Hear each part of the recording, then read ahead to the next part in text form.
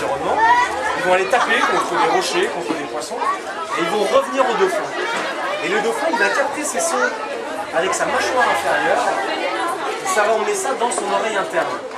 Et avec l'oreille interne, avec ces sons qui reviennent, il est capable de se créer une image en 3D de son environnement. Ce que nous on fait avec la vue, le dauphin lui le fait de façon acoustique, avec des sons.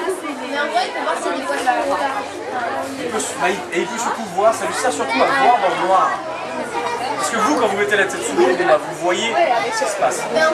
Le seul problème, ah non, c'est pas d'imagination du tout, c'est uniquement, toi là, tu me vois, c'est pas un effort d'imagination. C'est juste qu'en fait, et te moque pas, c'est la même chose. C'est-à-dire que c'est exactement la même chose. Là, tu me vois parce que tu as des ondes, qui reviennent vers toi. Ce sont des ondes lumineuses, qui viennent du soleil. Et là, c'est pareil, ce sont d'autres ondes, ce sont des ondes sonores, qui ont des propriétés différentes. Et donc, en fait, pourquoi est-ce que les dauphins ils ont besoin de ça?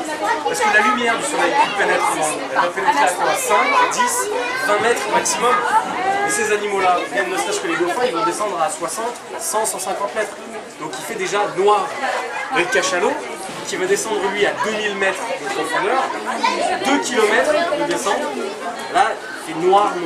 Donc du coup, pour vraiment éviter de s'empéguer tous les rochers et de pouvoir attraper les poissons, ils ont développé ce système-là qui leur permet de voir dans le noir.